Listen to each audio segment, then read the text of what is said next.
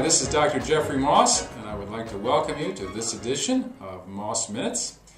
And today I want to talk about something that you may have seen in the news. I'm referring to just one of many press releases. This was November 18th of this year. This is ABC News. Folic acid supplements raise cancer risk. Study. And the study they're referring to is one that appeared in JAMA. This is the November 18th edition this year, volume 302. Cancer incidence and mortality after treatment with folic acid and B12. And what they found out, this was a very large study, looked at several thousand patients, and they found that there was an association not only with increased cancer outcomes, but all-cause mortality. Now, we hear a lot of this, and of course a lot of people may think, oh my God, another conspiracy paper condemning nutrients. Well, I think as I've talked about before, we have to look at this differently, and we have to look at this on two levels. Now, the first level I've talked about many times before, and this is this fallacy that nutrients, because they're natural or are immune to dose-response physiology and physics, really, that you can take natural substances in any dose without harm. That is absolute nonsense. That's just marketing. Everything on earth is harmful at a certain dose, including water. If you don't believe me, if you could, ask the people on the Titanic. Water at a certain level is deadly when used at a certain amount and under the wrong circumstances. However, does that mean because it's deadly at a certain amount in the wrong circumstances that we ban it? Well, of course not. Same thing is true for nutrients. So yes, can you get too much folic acid? Of course you can. And it can lead to problems, just like everything else. But there is another way of looking at this, a second level that's been kind of bubbling under the surface for quite some time. And I'm going to give a brief description, but I did write a paper on this. Give a call to our office and I can send this to you, which contains the references. And that is, there is really a difference in different folate forms. So we already have, here's something that may be different than what you may have heard. Folic acid is just one form of what is known as the folate family.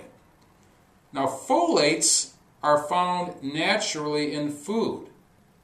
Folic acid is actually a synthetic substance. Now, there's been a lot of controversy over this synthetic versus natural, and a lot of it is probably it's more hype than reality, more of a marketing ploy. Not in this case.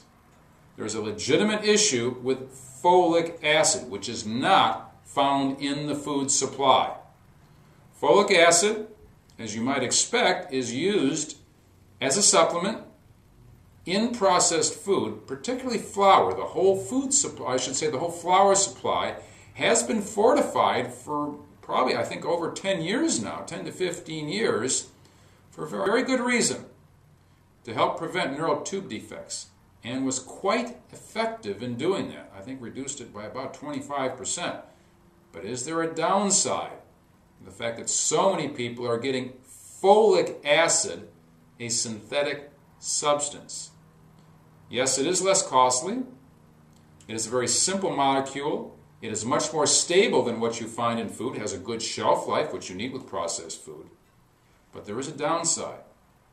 One of the downsides is that it is very well absorbed. And you may think, oh, wonderful, it's well absorbed. We've all heard the more the better, right? No, not true.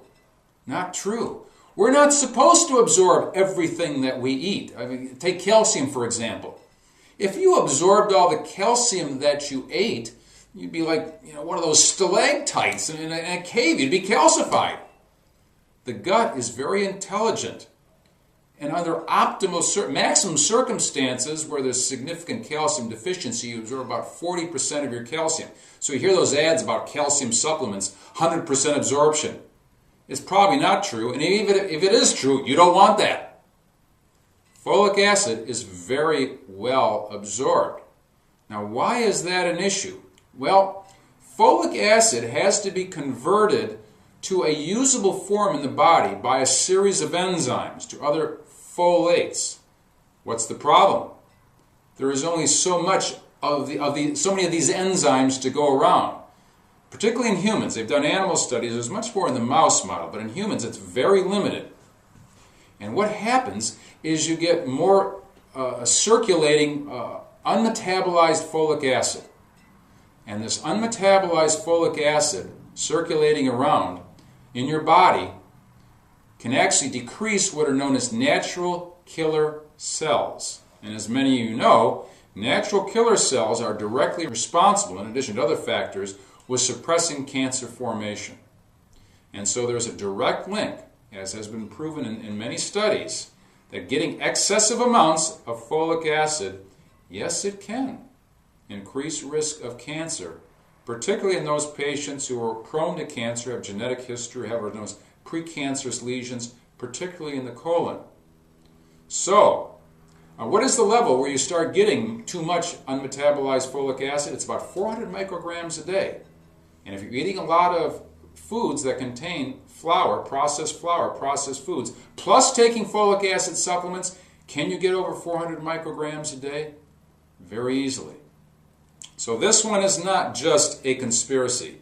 This one's for real. And this is why, particularly, we have companies like Designs for Health, on a wholesale level, are switching away from folic acid in their supplements to more natural folate forms. So read those labels, not only of the processed food, but of the supplements that you're taking. Watch out for too much folic acid. Like I said, this one's for real. This is Dr. Jeffrey Moss. I want to thank you for joining me on this edition of Moss Minutes. I look forward to talking to you on the next edition.